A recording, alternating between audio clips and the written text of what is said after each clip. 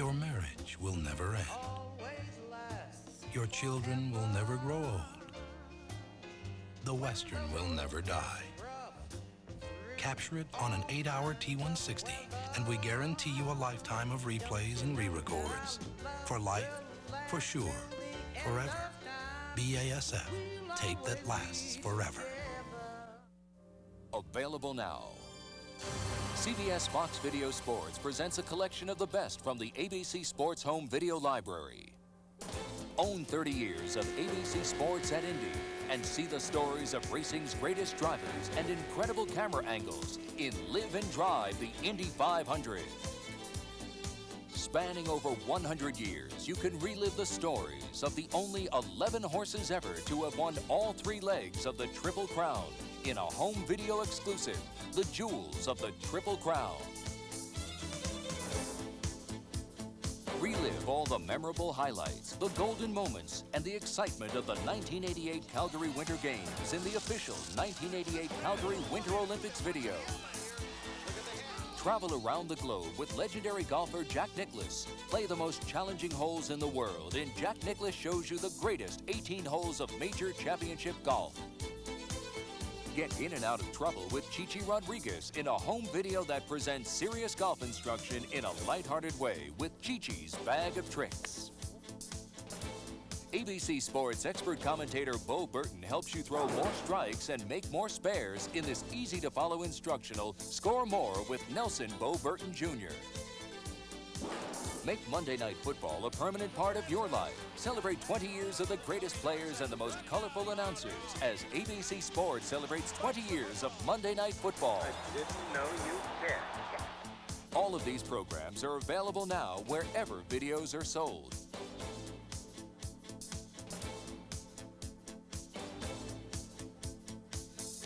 And coming soon from CBS Fox Video Sports and ABC, the official 1989 World Series video. The magic comes alive as you experience the grace, form, and sheer beauty in our upcoming release, Magic Memories on Ice.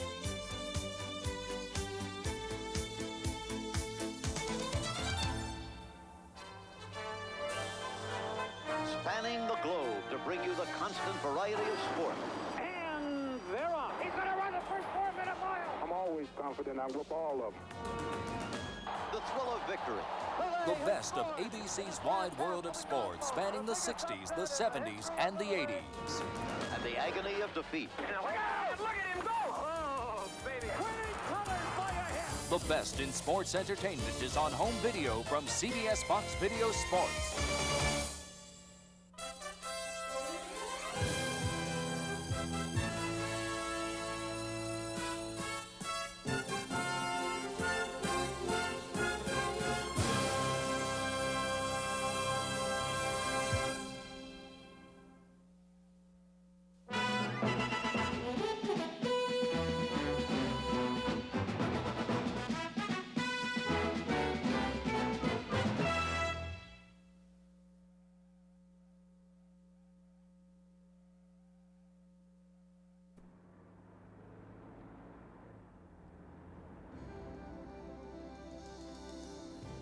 The Bay Bridge, the main link between San Francisco and Oakland, emerged as the symbol of the 1989 World Series.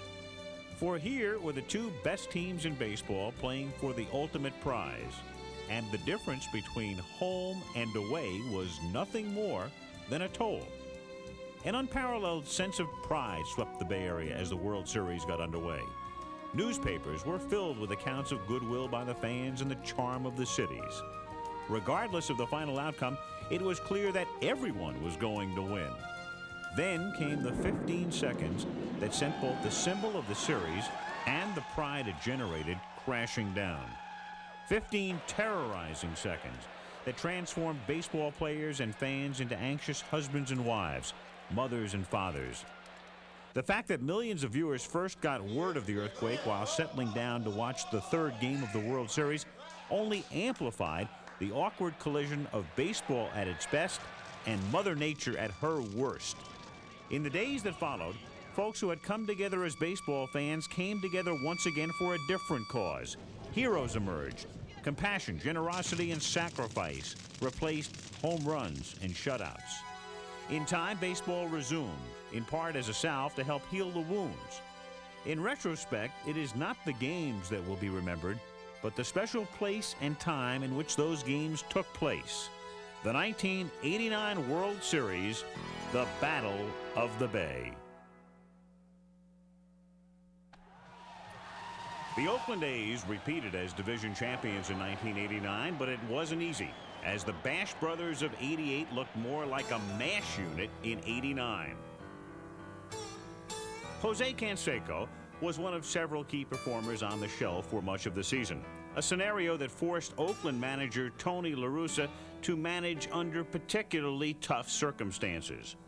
La Russa needed a solid season from his starting pitchers, and he got it from Dave Stewart, Storm Davis, Bob Welch, and the newly acquired Mike Moore. But it was a reacquisition that kept the A's going in the right direction, the June homecoming of Rickey Henderson. Henderson reached base in 80 of his 85 games with Oakland, and when the A's met Toronto in the League Championship Series, he aspired to even greater heights. Did he ever? With a League Championship Series record 8 stolen bases in just 5 games, Rickey ruffled the Blue Jay pitchers to no end. He also hit 2 home runs in the series and scored or drove in 11 of the 26 total Oakland runs. Truly an MVP performance. But Jose also made a big impact. He hit a home run in Game 4 that did everything but clear customs. An upper deck blast that warbled the Blue Jays and surprised even Jose. And when the final bash had been recorded, the enterprising A's looked to Dennis Eckersley to seal it, and having weathered all the injuries, emerged once again as American League champions, intent now on claiming that which 1 year prior had so unexpectedly slipped away. The San Francisco Giants' road to the World Series was also a lesson in overcoming adversity, as manager Roger Craig played mix and match with a patchwork pitching staff and somehow made it work. The Giants featured 15 different starting pitchers. And although Dave Dravecki provided inspiration with his dramatic comeback from cancer, unfortunately he wasn't there for long. For a while, Kevin Mitchell carried the team single-handedly, finishing the season with a Major League high 47 home runs and 125 RBIs. Truly most valuable player type numbers.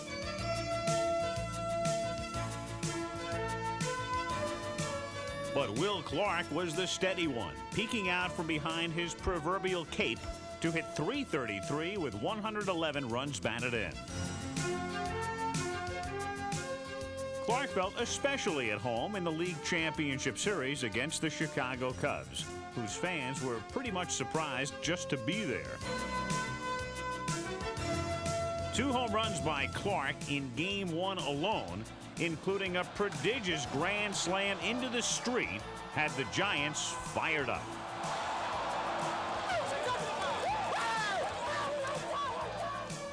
After losing Game 2, it was home to Candlestick, where the Giants won nearly 2 of every 3 during the regular season. And it was Robbie Thompson in Game 3 who powered the Giants to a come-from-behind victory.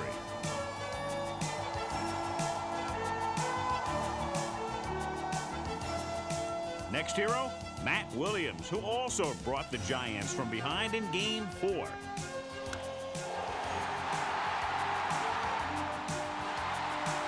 San Francisco was a love fest, even if the fashion of the day did not include flowers in the hair. Don Zimmer's Cubs were in giant trouble, their backs against the wall.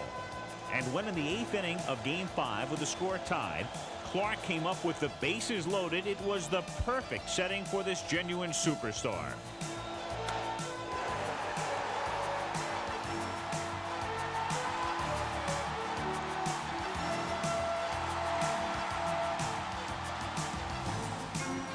In the ninth, a 3-2 lead was saved by Steve Bedrosian, and the San Francisco Giants were National League champions. There was cause for celebration, but both the Giants and the A's knew the next one would be the sweetest one of all. The World Series began on the east side of San Francisco Bay, in Oakland, with no shortage of nicknames. Bay Bridge World Series, or should we call it the BART World Series? BART is the Bay Area Rapid Transit System, the link between the two cities for those who choose not to use the Bay Bridge. And at every stop, fans from both cities expressed a tunnel vision view of their preferred baseball team. Giants. Oakland A's. Oakland A's. Go Giants. A's. Oakland A's. Hi, Mom. If nothing else, the series looked to set a record for mellowness. Giants in 5! A's in 4! A's in 4! Giants! Woo! He doesn't know what team he's rooting for. Giants. You have to excuse him. But I love the A's, but I love the Giants. And my cat's an A's fan.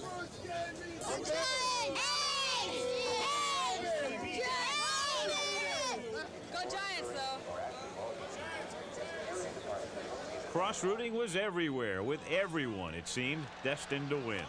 Bottom line is, I'm a Bay Area person. If the A's win, go A's. The Giants win, that's my pick. Go Giants. With all the billing, no supplement was needed to baseball fever by the Bay as the game got underway. Hitting third, first baseman number 22, Will Clark. Even the weather was cooperating in this baseball orgy of goodwill. On the mound for Oakland, the unflappable Dave Stewart with 3 straight 20-victory seasons to his credit. And for the Giants, Scott Garrelts, the one-time reliever turned starter, 14-5 on the year. The pomp was over. It was time to let the circumstances take control. And the first hole to be dug came with Robbie Thompson at the plate and Stewart trying to settle in. One out, top of the first. Will Clark on deck. And Thompson is a little dribbler to the left of the mound, and Dave Stewart throws past McGuire with a lot of room in foul territory. Phillips over to play it, and Thompson in at second. So the Giants get a break with Thompson now at second base, and that means with a man in scoring position, Stewart has to face Will Clark. And Clark goes after the first pitch, hits it to the gap in left center, but Dave Henderson moves over to make the catch. Thompson is late in tagging and has to hold at second. First Clark, then Mitchell, and an omen of things to come. Here's the 1-2 to Mitchell, hit to the right side, and short hop nicely by Phillips to throw him out. And the Giants are gone in the first. The heart of the Giants order had failed the first time around. And in the second, Garrelts was done in by the bottom of the A's order, for after Dave Henderson drew a walk, Terry Steinbach stood in.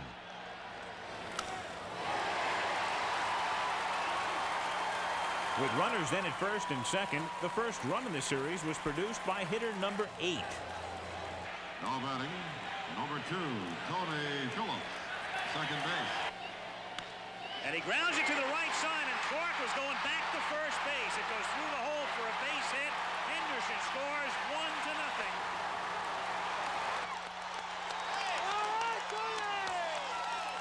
With 1 run in and runners on the corners, Garrelts looked like he might escape further damage, but then a giant mistake. 1-2 pitch is hit slowly toward Clark. He's going to come home with it, and Kennedy drops it. 2-0.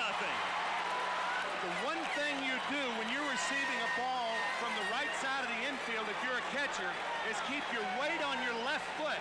Kennedy, with the weight on his right foot, allows Steinbach to knock the foot away from the plate, thereby knocking the ball out of the glove. It should be an error on Terry Kennedy. The trouble with letting the bottom of the order get on base is that the top of the order isn't far behind, and Ricky Henderson made the Giants pay. The pitch is hit into right field for a base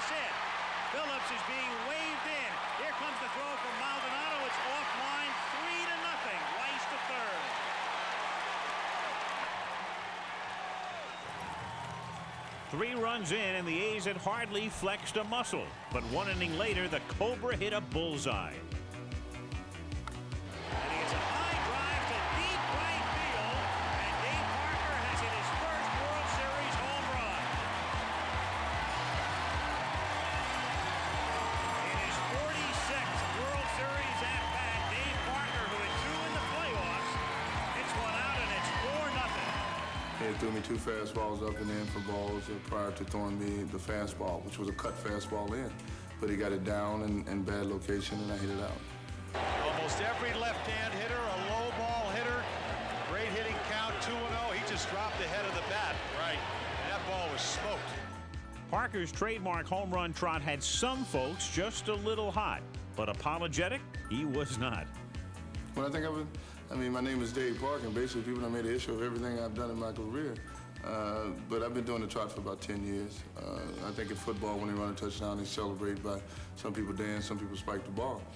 Basically, when you hit a home run, you know, you got to trot. You know, that's the honor of hitting a home run. So I don't see anything to it. I'm not trying to show up anyone. I've been doing it for such a long time. They should be adapted to it by now. And hey, I've hit 300 of them. I think I deserve the right. Then in the 4th inning, a man with some 300 fewer home run trots sent the Giants further reeling. And of all people, Rice drives one to right field and gone.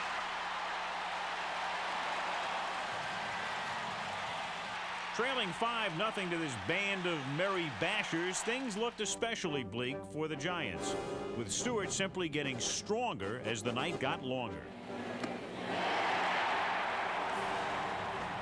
Things were kind of just going. You know, they were hitting a lot of first pitch outs for me. They were doing a lot of things early in the count. And for me, I didn't feel real challenged at that time. The challenge for me was to shut them down, not allow them to score a run. Finally in the 9th, San Francisco stirred as Clark and Mitchell began the inning with base hits. With fresh arms at the ready, La Russa made the kind of trip that Stewart likes to see. When I turned around, I saw him running to the mound, which is not his procedure for taking a pitcher out of a ball game. I knew he wasn't going to take me out the game, and I was thinking, you know, this is going to be my chance. If I give up a run, then he's going to take me out. If I get outs, as long as I'm getting outs, I get a chance to finish the game. So Stewart fanned Matt Williams. Then Ernest Riles, and Dave was thinking shutout. Now it's 2nd and 3rd with 2 outs. So knowing that I had a chance to shut this club down, I wanted it badly. I go 3-1 to Candy Maldonado, and I'm thinking, don't give in. Find a way, and I threw a low sinker on the outside part of the plate. He hit a ground ball for me, shut up. And it's grounded to 3rd, backhanded by Phillips, straightens up, and Stewart has his shutout. And a memory worth savoring with a very special ball. The ball was one of the many ways that baseball tried to show how much it missed a friend.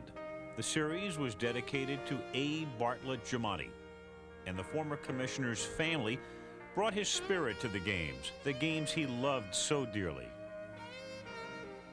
His son Marcus bravely lit the symbolic torch of the World Series by throwing out the first ball. And through the tears, a celebration arose, heralding the life of a man who touched so many. The game had more than just an ardent fan in Giamatti, for he fully understood its place in the human spirit.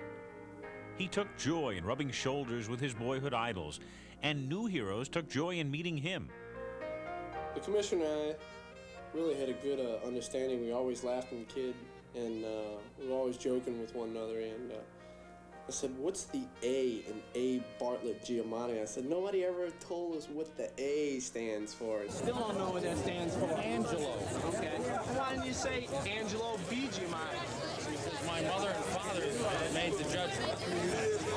But it's true, it would be a lot longer if I wrote Angelo Bartlett. They go right around. Is that a lot easier? Oh, jeez. One incident happened in spring training. We were playing in Tempe, Arizona, playing Seattle, and he came out of the field doing batting practice one day, and he said, "Rod, do you mind if I sit here?" I said, sure, you can sit here. I said, why? He said, well, it's sold out. I can't get a ticket. I said, wait a minute, you're the president of the league and you can't get a ticket? This is when he was president of the National League. I said, well, come on, you can sit beside me during the game. So as he sat there, I could see he was really getting involved and asked me a lot of questions about what I do, hit and run, squeeze plays. Just happened to be one of those type games where all these things came up, and he said, when are you going to hit and run? And I said, well, you tell me what pitch you want to do it on, and I'll do it. And every time he would say, do it, it worked, you know. And then on the squeeze play, about the 7th inning, when he was starting to sweat, it was almost like he was managing, you know. I said, Bart, you let me know when you want to squeeze. And he'd say, well, what about the opposition? I said, they don't know what you're doing here. So he said, why don't we do it on the 2 pitches from now? So it did, it worked, and he was ecstatic. And I'll never forget that day. He was so, and every time I saw him, he'd tell me about it. So, Roger, when you want me to help you manage again? Well, I think they'll remember that someone who was as talented as Bart, who was the president of Yale, decided to dedicate a significant portion of his life to baseball. And I think never again will baseball have to worry that it is not worthy of the very best talent there is in this country. And I think that will be one of the major legacies that Bart left behind. We won't see his kind for a long while. The A's were as loose as a World Series team could be heading into Game 2. Confident and, for a change, healthy. Clark was looking to regain his playoff stroke for San Francisco, for where there's no will, there's no way. On the mound for the Giants, 17-game winner, Big Daddy Rick Russell, who dug his own first-inning grave by walking the disruptive Henderson.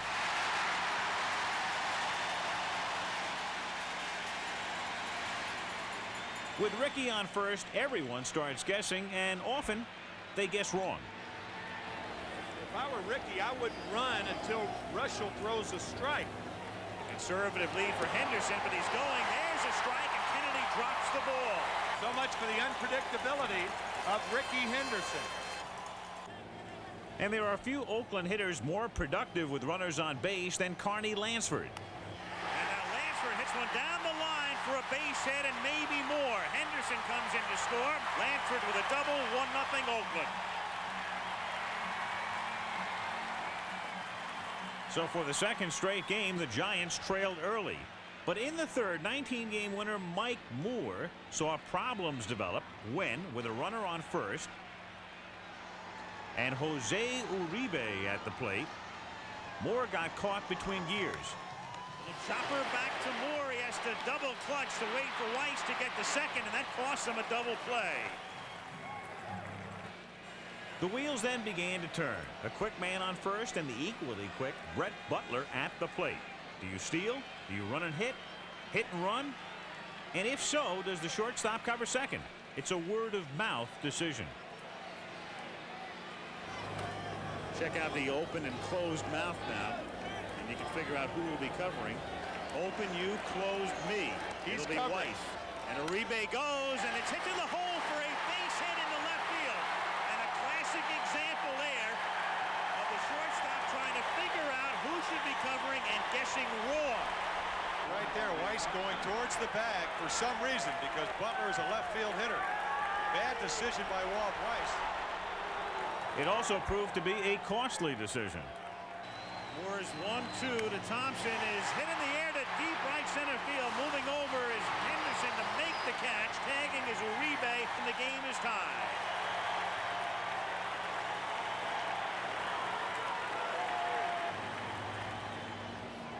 That brought Clark to the plate with the go-ahead run at second. And now Moore began having trouble with his control of the split-finger fastball.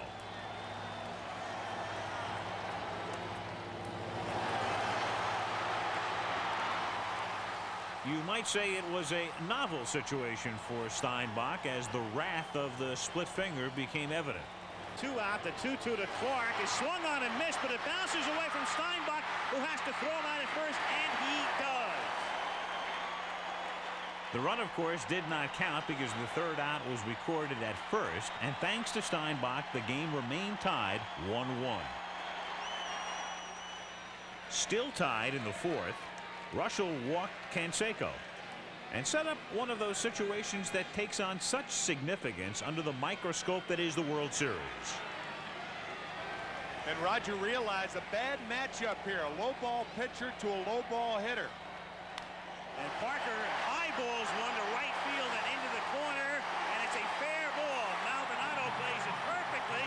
Big double clutches. Parker is in at second, but Canseco comes in to score. I'll tell you the one bad thing about a home run trot, sometimes you get into it prematurely. Parker could have been out at second base. Ooh, look right at that. On the line. The yellow line, of course, means fair ball in play. There's the double clutch by Maldonado, and still a strong throw. And Uribe makes the tag, but Dutch Rennert says it's late. Very, very close. Following an out, Steinbach gave the A's still another matchup that La Russa had been looking forward to. You talk about your scouting reports. Tony La Russa, when we had a chance to talk to him before the game, said, I feel that Steinbach's going to hit a home run off Russell. Again, you talk about matchups, low ball pitcher, low ball hitter. Just missed one the first time up. To deep left field, and La Russa was very prescient. God. I didn't find out till after the press conference that night that Tony had made that prediction. I consider myself to be more of a low ball hitter, and you know, as Tony had mentioned before that game, that was one of the reasons why he was playing me that game. And the pitch that I hit for the home run, he got up about thigh high, just up enough where I could get a little bit more extension on it. And as soon as I hit that ball, I knew for sure it was a home run. With a 5-1 lead, the A's were turning this into a replay of Game 1, and Moore was sailing along.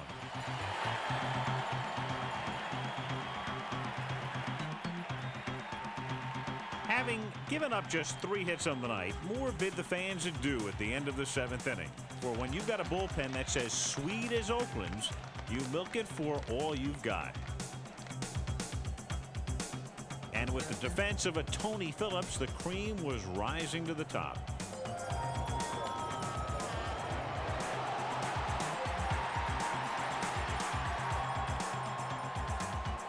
Phillips' heroics paved the way for one who's very accustomed to the role. And Eckersley in the 9th is something no opposing manager likes to see. The reason's as simple as 1, 2, 3.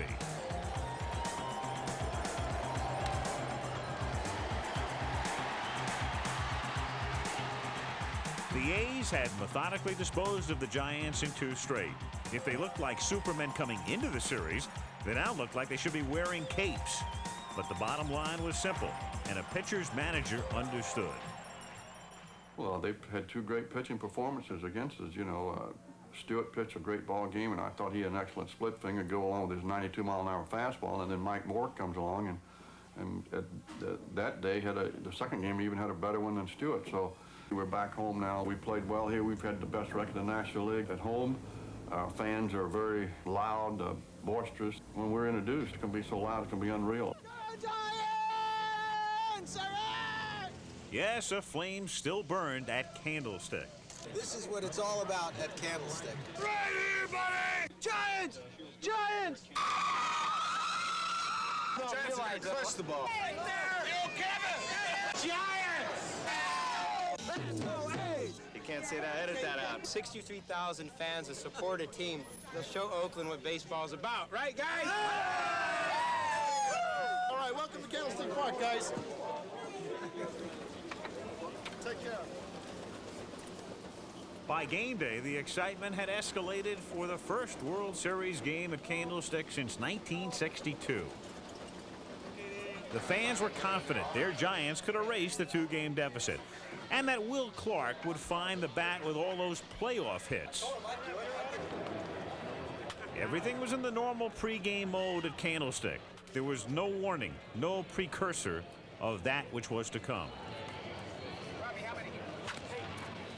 For the first time in 20 Our ABC broadcast began at 5 o'clock Pacific time. 4 minutes into it, we were showing the nation a replay from a previous game. Then the earth began to move. Allowing Jose Canseco to score, and he fails to get Dave Parker at second base, so the Oakland A's take I'll tell you what, we're having an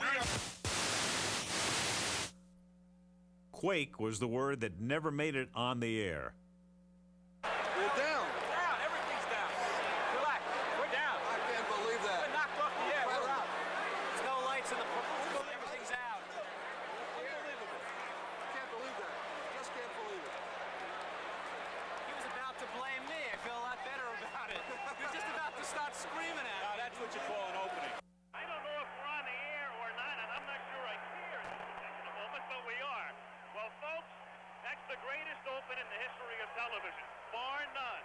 We are still, as we can tell, on the air, and I guess you are hearing us, even though we have no picture and no return audio, and we will be back, we hope, from San Francisco in just a moment. Obviously, we were shaken by the turn of events, but a moment later, a festive air seemed to permeate the crowd, as if to say, look at us, we made it.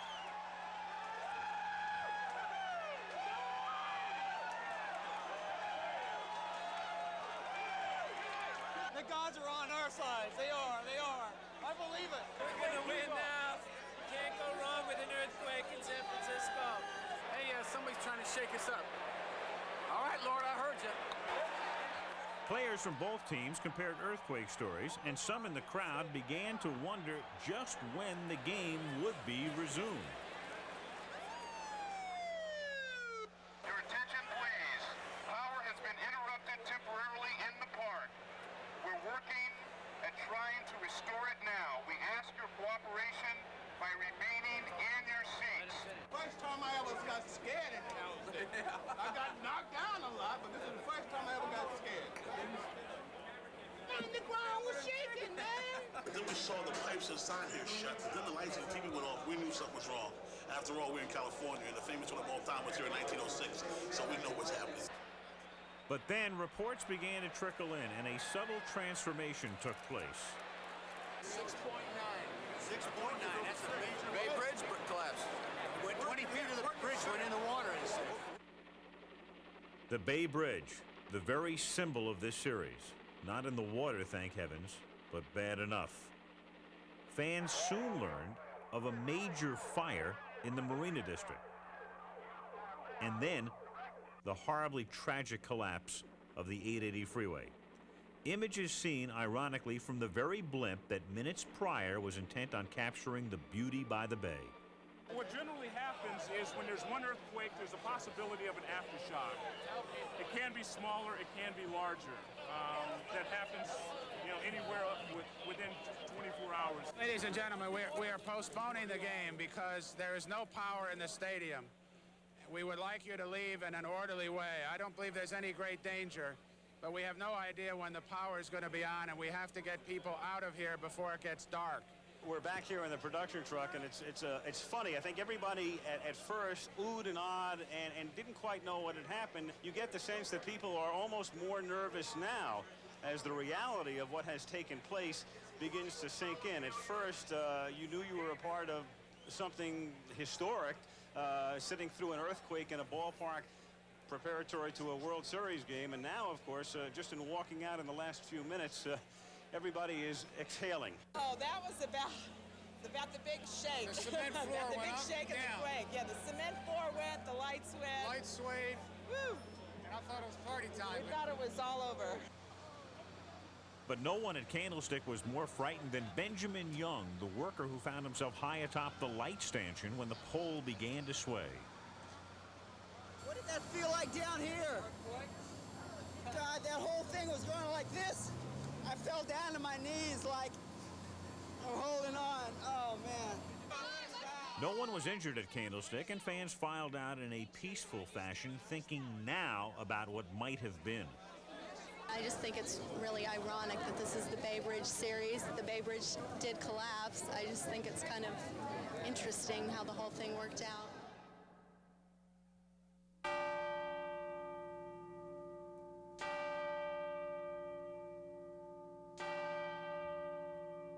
A moment in time. On the day the Earth did not stand still, it took just 15 seconds to change so very many lives.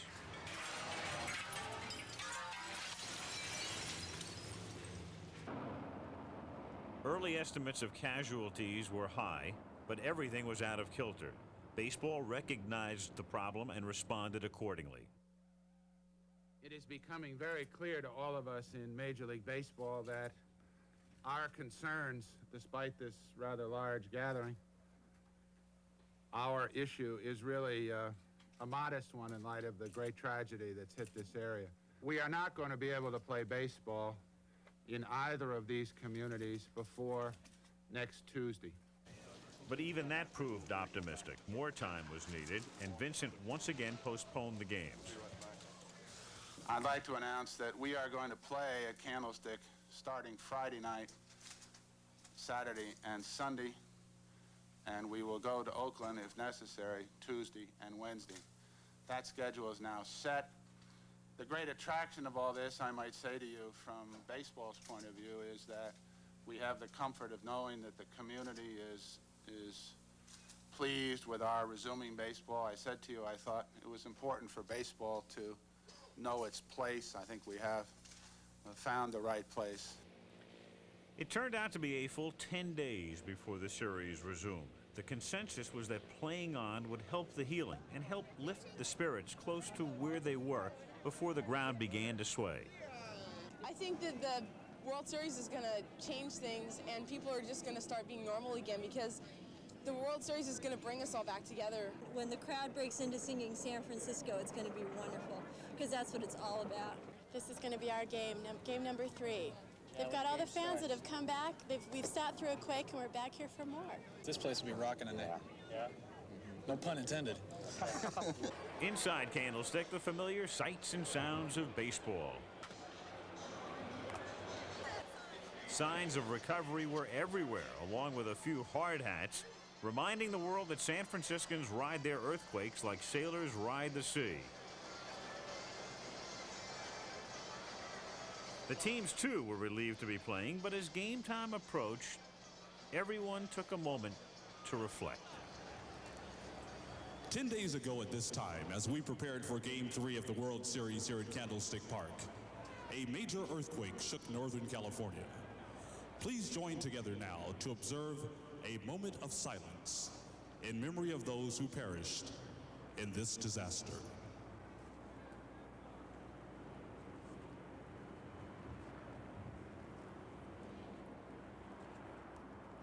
Thank you.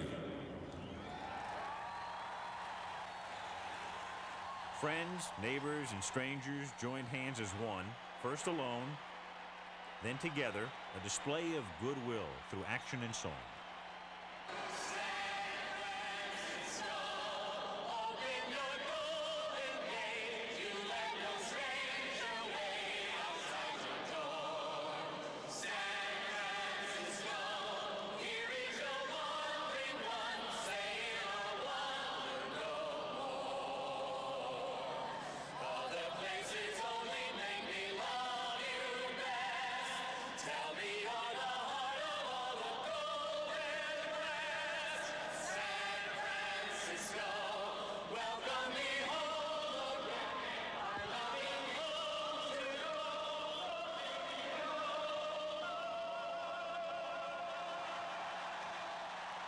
After 10 days, the fans got to see their pennant raised and cheer the team they love.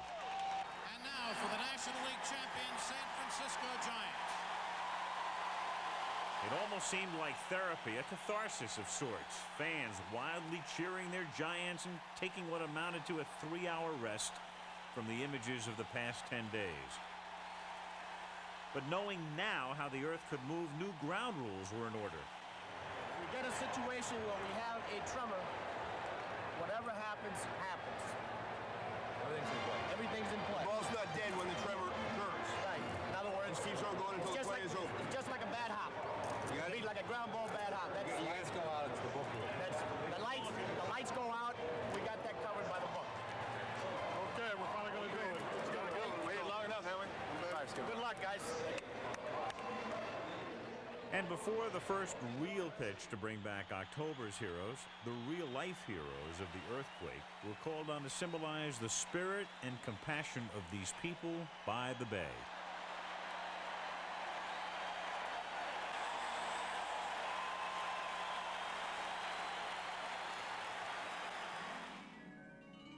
Game 1 starting pitchers were back on the mound. Stewart for the A's, Gereltz for the Giants. And if there was any question as to whether the intensity of the series could be regained, it was answered in the first inning with one pitch. And again, it's up and in. 2-0, and Canseco, after taking 2 pitches inside, and of all things, Jose begins to go toward the mound. Some of the players exit the dugout, but it will stop right there. You know, that's just misdirected passion right there. I mean, there's no way that Scott Gereltz is throwing at Canseco. That is very close, however. And the book on Canseco is you've got to pitch him inside. So the spirit of unbound love in this region, which had even extended to these 2 teams, at least as far as the teams are concerned, lasts about 3 minutes. Breaking pitch into the hole, and that's a base hit. Lansford will stop at second as Mitchell gets it back in. La Russa then played it aggressively, and with McGuire at bat, sent both runners to stay out of the double play. The strategy worked perfectly, and the tone the A's had established before the quake had been reclaimed without missing a beat. 2 on, 2 out, and Dave Henderson, who is 0 for 6 in the World Series and hasn't hit the ball out of the infield, takes away ball 1. I go for 6 a lot. I mean, it wasn't any big deal for me or Canseco. We as hitters, we know we're going to make outs. We know we're going to get hits, and people just get excited when we don't get hits, and you know, they call it a slump. I call it 0 for 6. Now, Gereltz with first base open naturally can afford to be more careful with Henderson here. In the air to right field and deep, and Sheridan goes back, and it's off the top of the fence. And in play, 2 runs will score, and Henderson has a double. Dave saying, wasn't it a home run? That was the hardest ball I hit. I mean, you know, I've hit a few home runs in my career, and I usually know when they're out of the ballpark, and that ball should have went out of the park. It was only the top of the first, and the Giants, who had never had a lead in the series, found themselves down once again.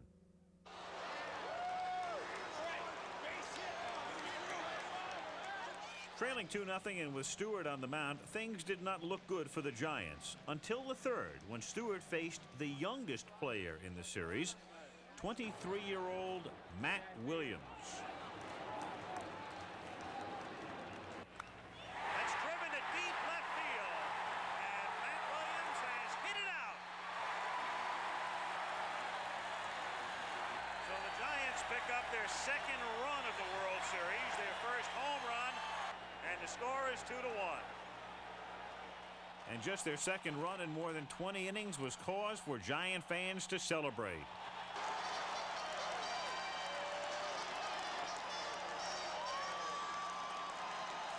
But a home run derby with Oakland is a no-win proposition. And 1 inning later, Henderson, who had already hit one off the top of the fence, went the extra yard. There's a drive to deep right center field, and that one is gone. Dave Henderson this time hits it over. Henderson had given Oakland a 3-1 lead, and before he had even received his share of bashes in the dugout, an encore by the A's Mr. Versatility, Tony Phillips.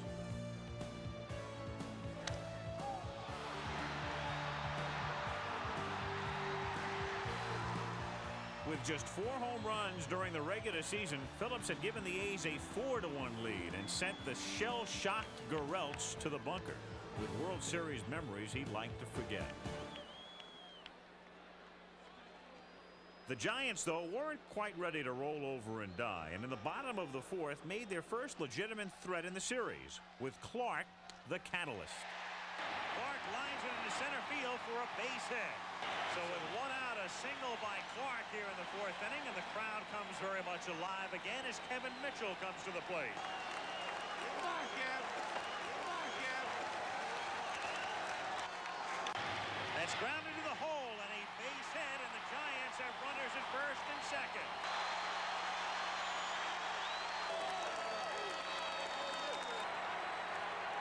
And when Stewart walked Ken Oberkfell to load the bases with 1 out, Candlestick had grand visions of a slam.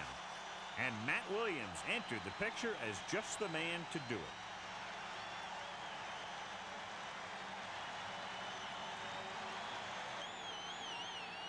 But Stewart froze Williams with a fastball on the corner.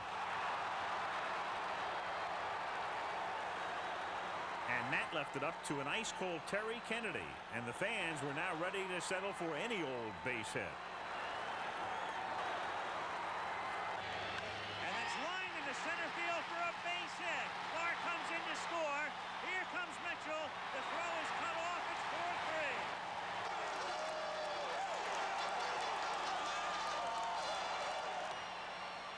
Kennedy's hit had the A's in a temporary stew and put the Giants in a position to tie.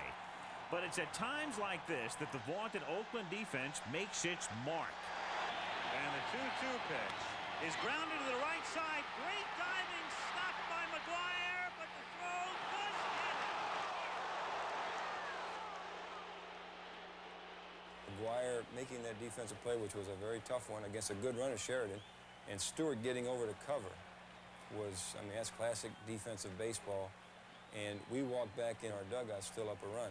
And anytime that you've got the edge and keep it, and if they come at you like they did, but you don't give up the lead, it's always a big plus for your team. They have some momentum, but not all of it. So I really felt the defensive play kept the momentum on our side. And it stayed there in the fifth as Henderson stole his 11th base of the postseason, a new record, and third in 3 World Series games.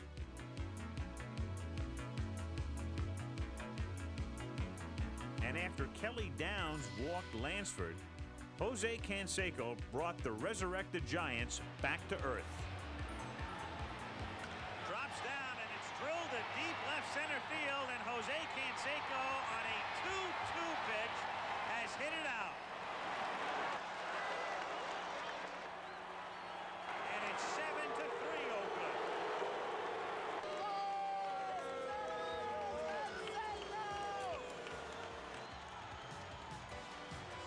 One out later, an encore from Dave Henderson.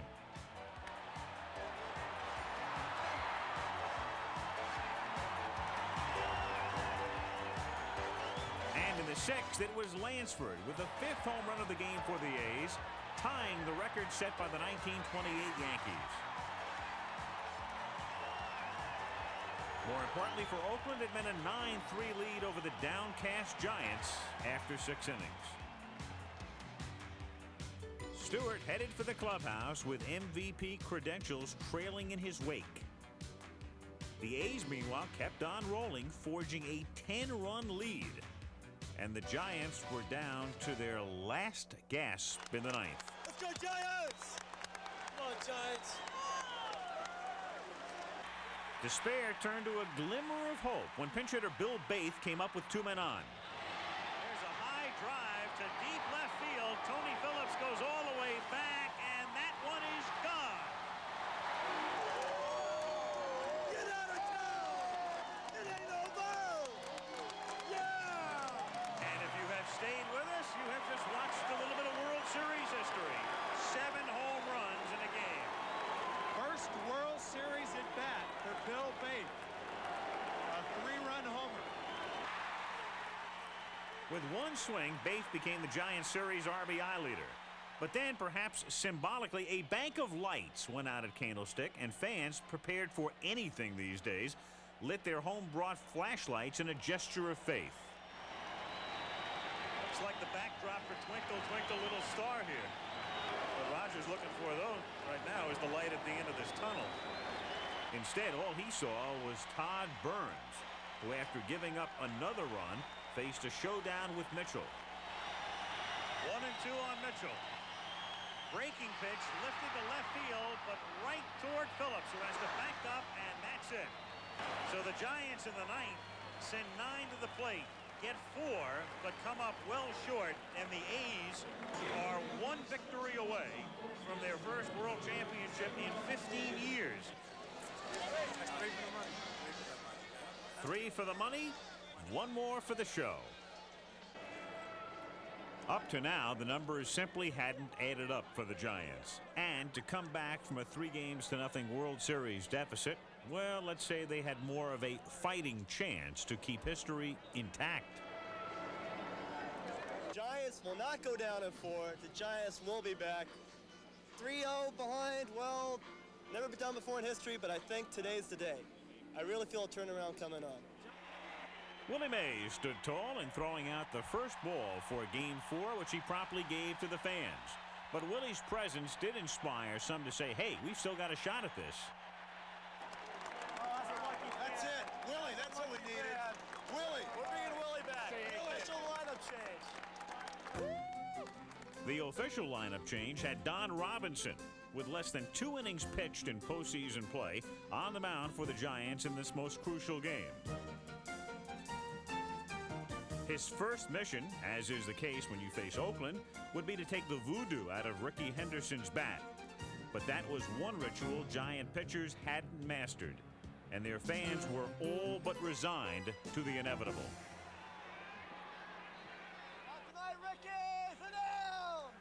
Well, Robinson did keep Rickey off the base paths, but not in the way he had planned.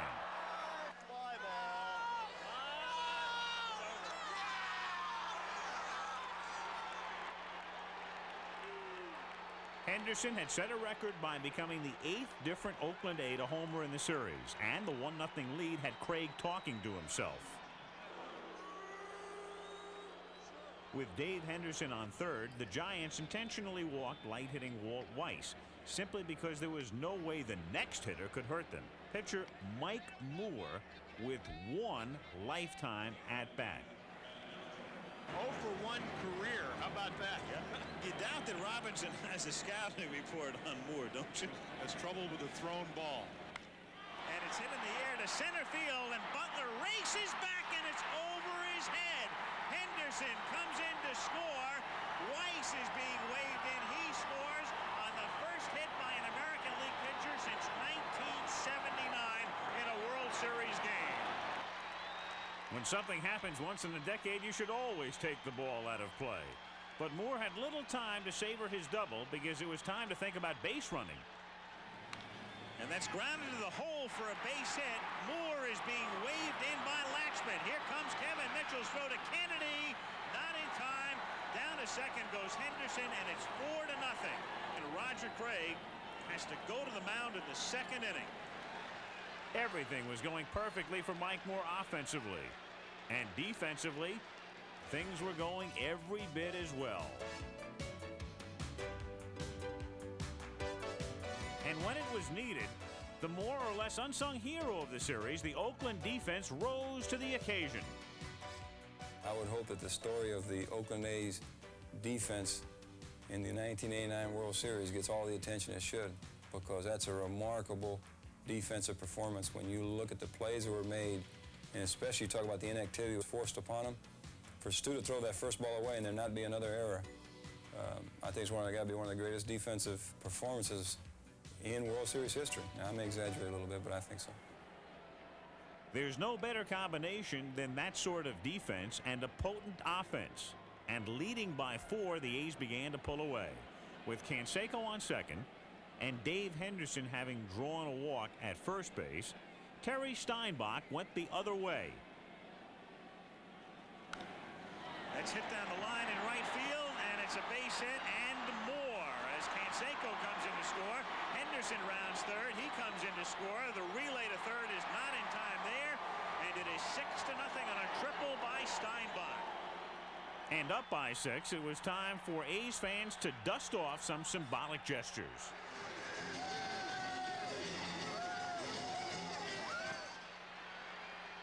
The A's had increased their lead to 8-0 in the 6th when Will Clark responded with a 2-out single in the bottom of the 6th. And Giant fans pinned their plaintive comeback hopes on the long ball capability of Kevin Mitchell. Mitchell cranks one to deep left field, and finally they have something to cheer about in Candlestick. There was still a long, long way to go, but it appeared at least as if the Giants had succeeded in knocking Moore out of the game. The truth was, more or less, a cramp in style.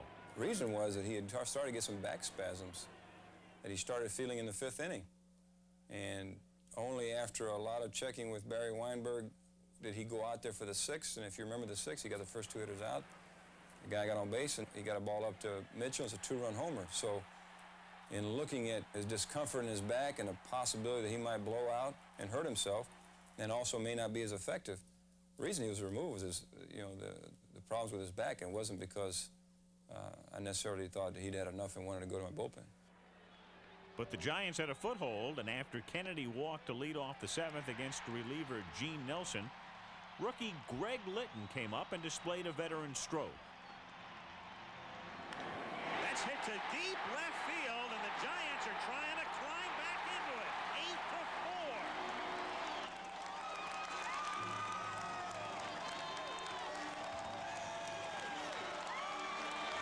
There it is, coming back!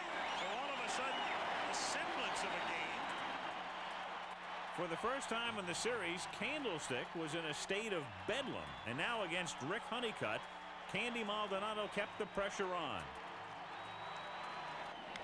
That's hit in the air to right field and deep. Canseco going back, all the way back. That's off the fence, off his back, at his feet. Maldonado rounding second, on his way to third, in with a triple.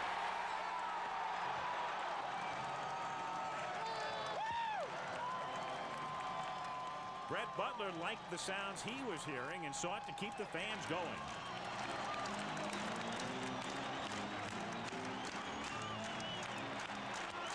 0-1 is wrapped into left field for a base hit. It's 8-5. Henderson can only knock it down. Butler on his way to second, in there. And Robbie Thompson to bat for Overfeld. Craig was pushing all the right buttons. That's hit sharply, base hit into left center field. Butler had to go back towards second. Now being waved in, around third. It's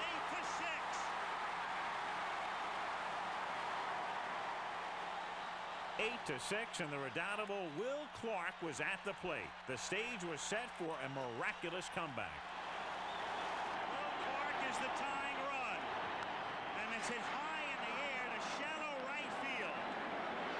Canseco comes in underneath it and makes the catch, staying with it. Staggering for the moment under him. Clark just getting under him. 2 down, and Kevin Mitchell is the batter. No question here that a change will be made. Come on, Tony, again! Relief! Relief!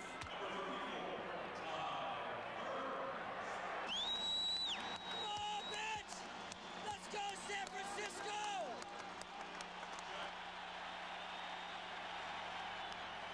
In the air to deep left field. Henderson going back, but has a play on the track.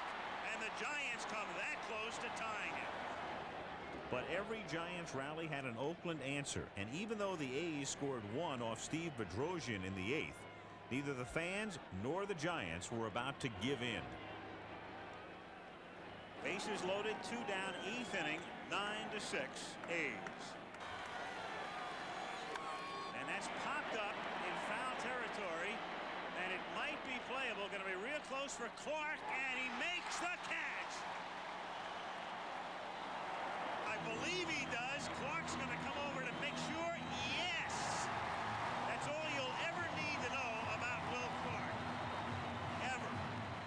Folks, I don't know what to tell you to look at first. Here's a fabulous catch, and you talk about the high rent district. Look at the company Clark is going to keep here. He winds up nearly in the lap of the commissioner, Fay Vincent, right there. Mr. Commissioner, what do you think? Is it a catch or no catch? I'll tell you what Commissioner Vincent is thinking. All of these decisions over the past 2 weeks have been dropped in my lap, and now Will Clark. But now the lap of luxury belonged to Oakland, and behind Eckersley and its dauntless defense, the A's took a giant step. So here we go in the bottom of the 9th inning with Nixon to lead off. And tries to bunt his way on, and it's a good bunt to the right side, and Phillips shovels, gets him. Great play by Phillips, and McGuire with the presence to get back to cover at first base. So the A's continue to do it in every phase. Power, hitting, running, defense, pitching, of course. Fly ball to left field. Henderson makes the catch, and the Giants are now down to their final out. Methodical and poised. This year, it was the Oakland A's who would emerge as baseball's artful Dodgers. A's trying to sweep.